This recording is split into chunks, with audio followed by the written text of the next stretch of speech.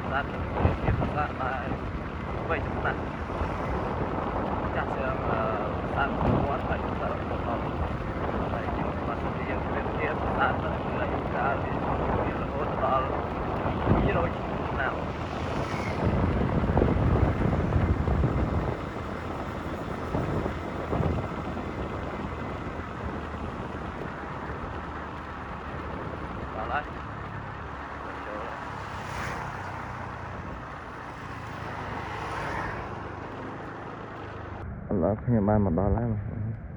នេះគឺជាប្រាសាទតែមេវ័យចំណាស់ហើ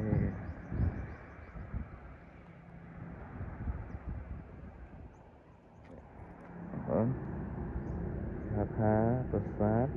ក្រវ៉ាន់ហើយនេះគឺជាផ្លូវចូលមកពីទិស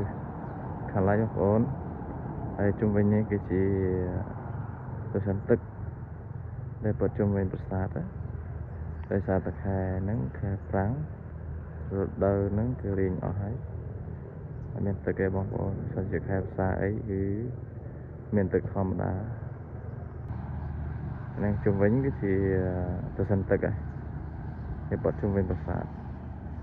នេះគឺមានវ័យចំណាស់ហើយមានរាងតូចច្រឡឹងធ្វើអំពីឥដ្ឋប្រាសាទនេះធ្វើសងពីឥដ្ឋហើយជាប់នឹងដីពីទាំងអស់វាមានកំពូល5ដោយសារថាបាក់បែកអស់នៅសល់តែកំពូលកណ្ដាលមួយតាក់ទងទៅនឹងរឿងរបស់ព្រះវិស្ណុរឿងរបស់ឥណ្ឌាហើយបានចម្លាក់ឆ្លាក់នៅក្នុងជញ្ជាំងបរិវេណជុំវិញគឺជាទន្ទឹងទឹកឥឡូវខ្ញុំដើរមកជុំហើយប្រាសាទនេះផ្លូវចូលសំខាន់គឺមកទិសខាងកើតបងប្អូនមានដើមចន្ទរយដ៏ធំលុបយ៉ាងត្រជាក់លុបជាល្អជាក់ស្វាហ្នឹង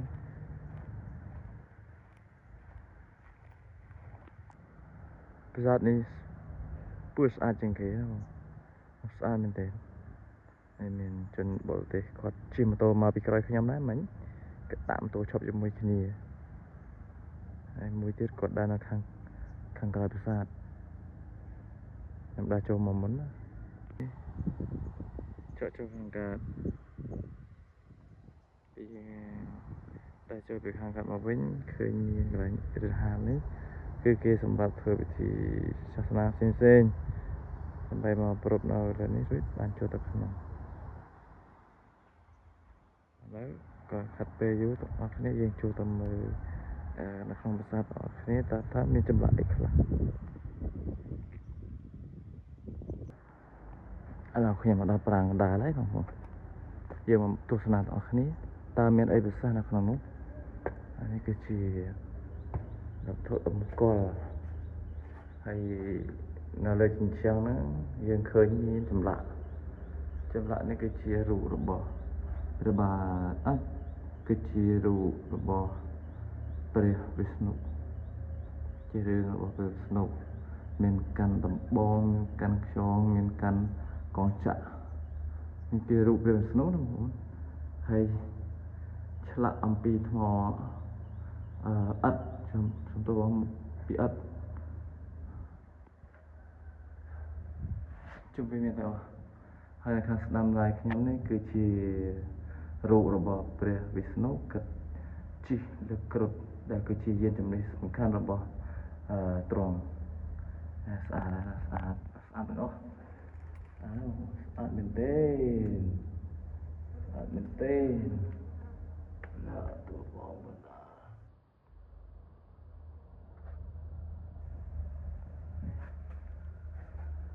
ហើយនៅជញ្ជាំងគឺមានចម្លាក់មានជាសិលាចារៈខ្ញុំអត់ចេះអានទេបងប្អូនតែអ្នកជំនាញគាត់អានចេញហើយគឺមានការខូចខាតមួយផ្នែកធំដោយសារកត្តាធម្មជាតិដែរប្រាង្គកណ្ដាលយើងមិនឃើញចម្លាក់របស់ព្រះវិស្ណុហើយទ្រង់ជិះលើគ្រុឌប៉ុន្តែនៅប្រាង្គមួយនេះគឺទាក់ទងទៅនឹងរឿងរបស់ប្រពន្ធរបស់ព្រះវិស្ណុគេហៅថានាងលក្ស្មីនេះបងប្អូននេះប្រពន្ធរបស់ទ្រង់